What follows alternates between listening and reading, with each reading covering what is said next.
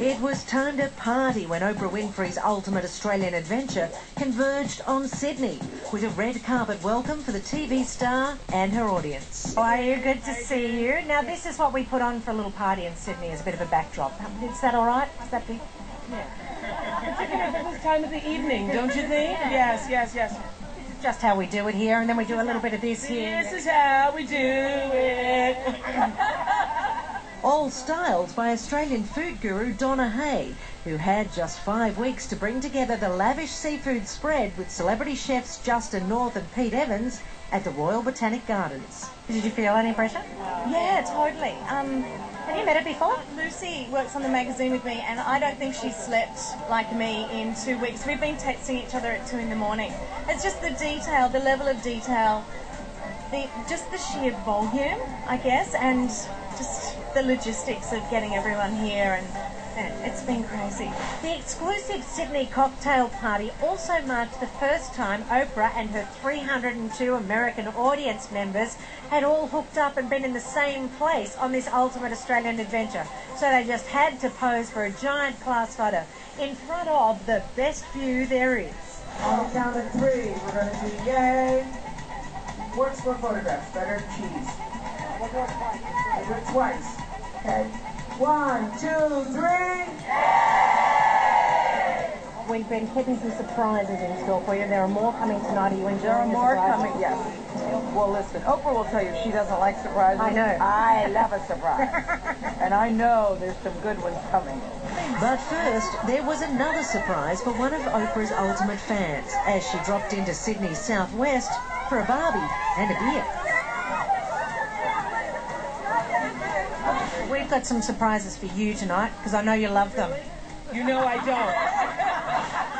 And oh, what a surprise. Fireworks and a very personal welcome from the Harbour Bridge as the lady herself welcomed her audience. It is because of you and something greater than all of us that you are here. And each of you here who has your own story, I want you to know that your story, it's real. And your story, your challenges, your sacrifices, your heart, the grace, your struggle, all of it is what has brought you here. Then she let down her hair and partied along with them to Guy Sebastian, showing everyone what you see of Oprah Winfrey is what you get.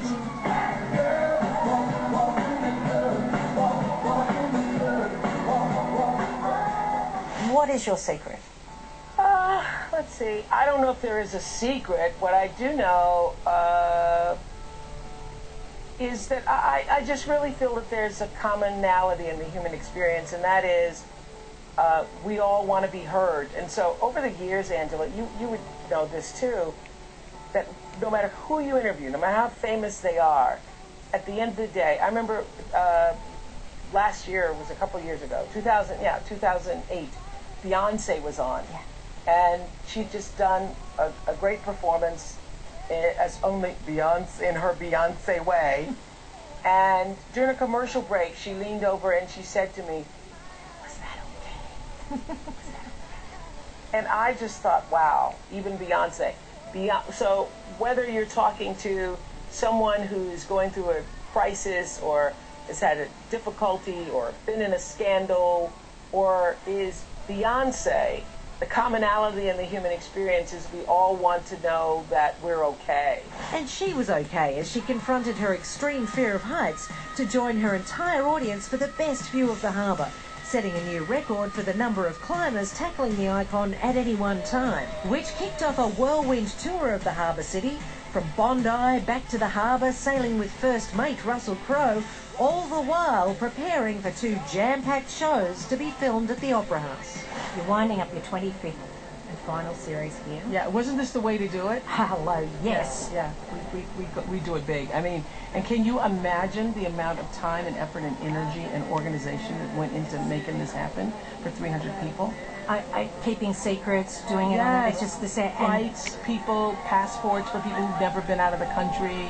And when your shows finally go to air next year, you're going to go to 145 countries across the United States. Do you think that there's any member of your television audience that won't know about Australia? I don't think there's anyone who won't know about Australia by the time I'm finished blabbing about it. Because when I find something that's really wonderful, I love to share it. So I think to be able to share this experience with our audience and with 145 countries around the world is really the right thing to do. Everything is more fun when you share it. Yeah. You know, Stedman had promised me a trip to Australia for my 50th birthday, which I reminded him the other day, and he goes, see, well, I was getting around to it, now I don't have to. But he had promised me a trip for my 50th birthday, and we never got around to it. But now we're doing it, and doing it in an even bigger way. It's a party Tourism Australia hopes will keep growing and growing. When do you think you'll have a measure of the success, a final measurement of just what this meant for Australian tourism? Look, I think the measure of success is already with us. I think it's a great success. It's demonstrated our country like nothing we've ever done before. But the real measure will come over time, over the next 1, 2 and 3 years, that more people start to show up. So I reckon we should look at it in a year's time and say, how did that go for us? It's going to be great for Qantas. You know, we're going to have the A380s back operating again around the world.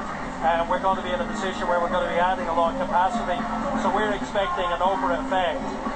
Coming up, it's showtime. All the behind-the-scenes action at the tapings of Oprah's Ultimate Australian Adventure shows right here at the Opera House.